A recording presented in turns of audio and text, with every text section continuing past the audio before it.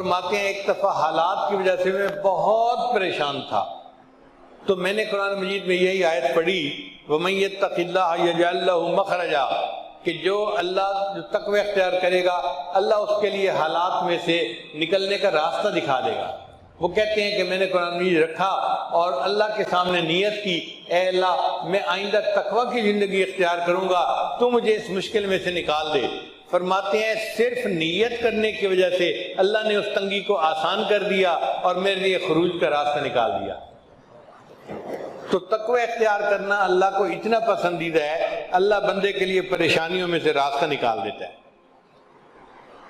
پھر رزق کے بے گمان ملنا، کہ اللہ تعالیٰ ایسی طرف سے رزق دیتا ہے جس کا ان کو گمان ہی نہیں ہوتا۔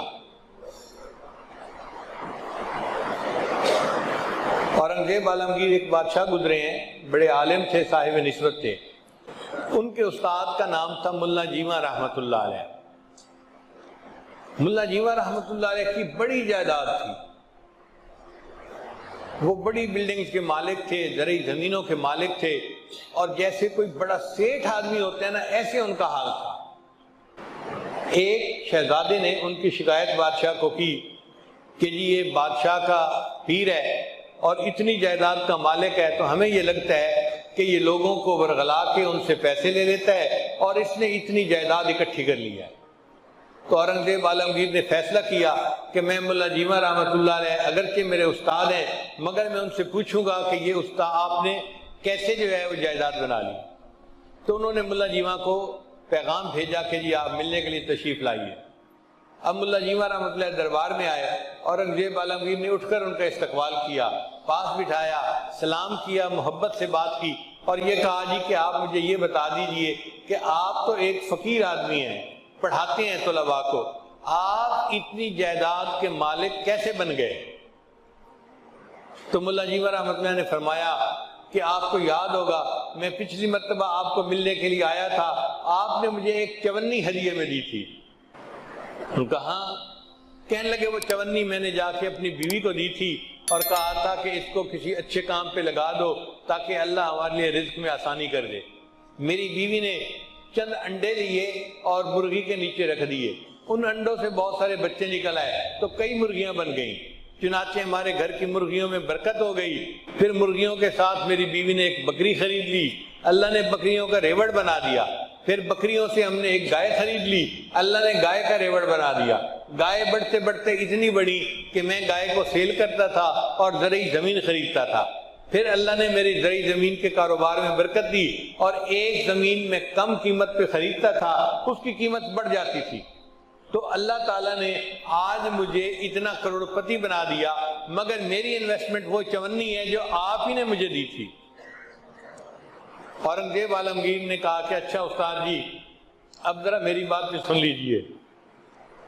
اس نے اپنا ایک خادم بھیجا کہ جاؤ فلاں جگہ پہ جو ایک ہندو ہے نا اس کو بلا کے لاؤ اور اس کو کہو کہ پچھلے سال کا پورا ریکارڈ خرچے کا ساتھ لے کے آئے۔ تھوڑی دیر میں وہ ہندو آ گیا، اس نے کہا بادشاہ سلامت آپ نے کیوں بلایا ہے؟ بادشاہ سلامت نے کہا کہ آپ نے پچھلے سال اپنے مکان کی چھت کو ریپیئر کروایا تھا، اس کا خرچہ کتنا ہے؟ اس نے کہا جی ایک چونی۔ اس نے کہا مجھے اس کی ڈیٹیل بتاؤ۔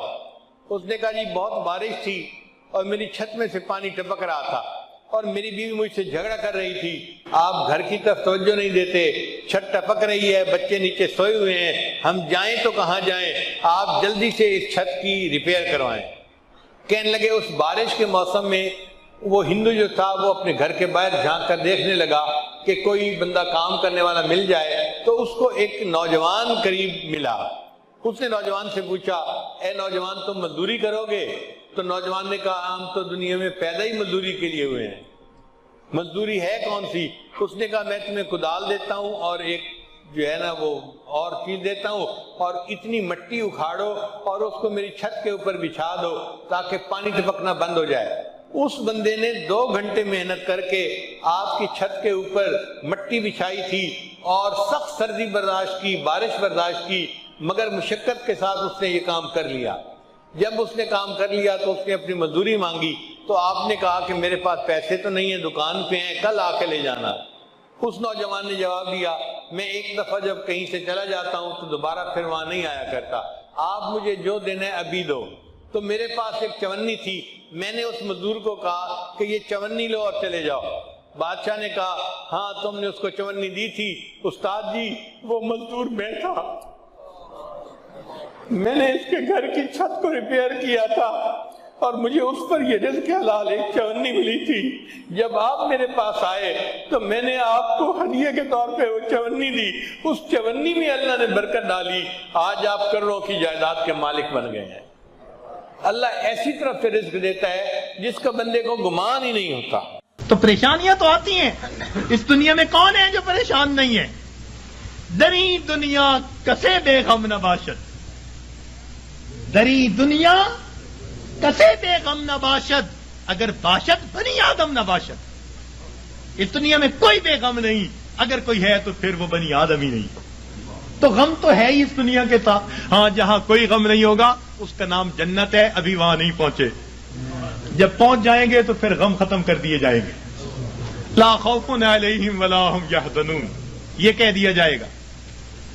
دنیا کے اندر تو یہ غم آئیں گے، مگر یہ غم کبھی کبھی آتے ہیں۔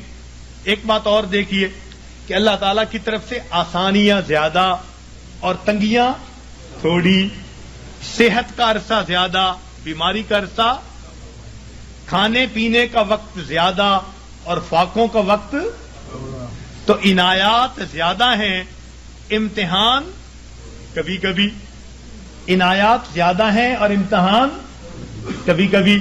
تو جب عنایات اتنی زیادہ ہیں تو کبھی کبھی کوئی امتحان آ جائے تو ہم پھر بھی اپنے رب سے راضی رہیں، اپنے آپ کو سمجھائیں کہ پریشان ہونے کی کیا ضرورت ہے۔ کسی عارف نے کہا لطف سجن دم بدم، گہرے سجن گاہ گاہ، لطف سجن دم بدم، گہرے سجن گاہ گاہ، ای بھی سجن واہ واہ، اون بھی سجن واہ واہ۔ میرے مالک ہم اس پہ بھی راضی ہیں، میرے مولا ہم اس پہ بھی راضی ہیں۔ یہ ہے بندگی، یہ ہے بندگی۔ اور ہم پریشان ہو کر، اگر کوئی بدعقیدہ بندہ تعویذ دینے والا ہے ادھر بھی بھیجتے ہیں عورتوں کو، عاملوں کے پاس، نجومیوں کے پاس، جادو کرنے والوں کے پاس، کالے علم والوں کے پاس، ایمان گواہ بیٹھتے ہیں، اور بڑے بڑے نمازی اور سالک اور ذکر مراقبہ کرنے والے پریشان ہو کر۔ ہرگز نہیں، پریشانیوں کے اندر کبھی ایسے لوگوں کی طرف نہیں جانا، پریشانی کے وقت میں اپنے پروردگار کے گھر کی طرف آنا ہے، مسجد کی طرف آئیں اور اللہ سے اپنے دل کی بات کہیں، اللہ کے سامنے اپنے دل کا دکھ بیان کریں۔ جب دل کا دکھ اللہ کے سامنے بیان کریں گے تو پروردگار پھر ہماری اس مناجات کو قبول فرما لیں گے۔ تو ہمیں کسی نے پریشان نہیں کیا، ہمیں ہمارے گناہوں نے پریشان کر رکھا ہے۔ ہم دوسروں سے حسد کرتے پھرتے ہیں، فلاں نے کر دیا ہوگا، فلاں نے کر دیا ہوگا، فلاں نے کچھ کر دیا ہوگا، اس نے باندھ دیا ہوگا، اس نے باندھ دیا ہوگا، پتہ نہیں کتنے چھوٹے سے خدا بنائے ہوئے ہیں ہم نے، کسی نے کچھ نہیں باندھا۔ باندھنے والی کھولنے والی وہ ایک ہی ذات ہے، واللہ یقبض و یبسط و الیہ ترجع۔ تو ہم اس ذات کی طرف رجوع کریں اور ہماری پریشانیاں اللہ تعالیٰ پھر اس طرح ختم کر دیں گے۔ تو مصیبتیں آتی ہیں، مگر مصیبتیں، پریشانیاں اکثر اوقات گناہوں کے سبب سے آتی ہیں، اس وجہ سے انسان مایوس بن جاتا ہے، اعمال چھوٹ جاتے ہیں، انسان ذکر و سلوک میں پیچھے رہ جاتا ہے۔ اللہ والوں پر جو پریشانی آتی ہیں وہ درجات کو بڑھانے کے لیے آتی ہیں۔ اب یہ ایک بنیادی بات سمجھنے کے بعد یہ بات ذہن میں رکھیے کہ جب کسی بندے کو جگایا جائے اور وہ پھر بھی نہ جاگے تو پھر غصہ آتا ہے۔ گھر میں بھی ماں بچے کو جگائے، باپ بیٹے کو جگائے اور وہ نہ جاگے تو غصہ آتا ہے۔ جب اللہ تعالیٰ بندوں پر پریشانیاں بھیجتے ہیں اور وہ پھر نہیں جاگتے، یہ اللہ تعالیٰ کے غصے کا سبب بنتا ہے، اور پھر اللہ تعالیٰ اس کو दुनिया के अंदर इबरत बनाते हैं। फरमाते हैं अवला यरौना अन्नहुम युफ्तनून फी कुल्लि आमिन मर्रतन औ मर्रतैन सुम्मा ला यतूबून वला हुम यज़क्करून।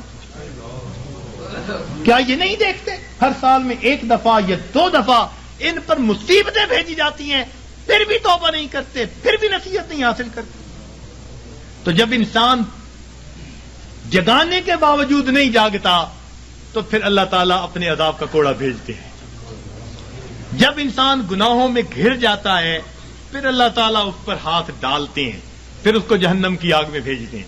इसलिए फरमाया बला मन कसब सय्यअतन, क्यों नहीं, जिसने गुनाह किया व अहातत बिही खतीअतुहु, और उसकी गुनाहों ने उसका इहाता कर लिया, फउलाइका अस्हाबुन नार फिहा खालिद, ये हैं आग में भेजे जाने वाले, डाले जाने वाले जो हमेशा हमेशा वहां रहेंगे कि गुनाहों ने उसका इहाता कर लिया। तो कभी कभी गुनाह बंदे को घेर लेते हैं। झूठ की जिंदगी, झूठ की जिंदगी। अब गलत ताल्लुक है, कहीं बंदे बंदे के सामने झूठ बोल रहा है, पर्दे डालता फिर रहा है, इसके सामने झूठ, उसके सामने झूठ, उसके सामने झूठ। हदीस पाक का मफहूम कि बंदा झूठ बोलते बोलते इतना झूठ बोलता है अल्लाह ताला फरिश्तों के जरिए नाम अमाल में कज़्ज़ाब लिखवा देते हैं, झूठों के दफ्तर में नाम लिखा जाता। छुपाते फिरते हैं बंदों से, परवरदिगार से थोड़ा छुपा सकेंगे इन बातों को। तो कभी कभी इंसान अपनी बुरी आदत को नहीं छोड़ता और गुनाहों के अंदर घिर जाता है उनको छुपाने की खातिर, और यही चीज इसके लिए मुसीबत बन जाती है। फिर जिक्र में तरक्की कैसी, सुलूक में आगे बढ़ना कैसा। अब कभी कभी औराद वज़ाइफ कर रहे हैं, साथ कबीरा कभी मुर्तकिब हो रहे हैं।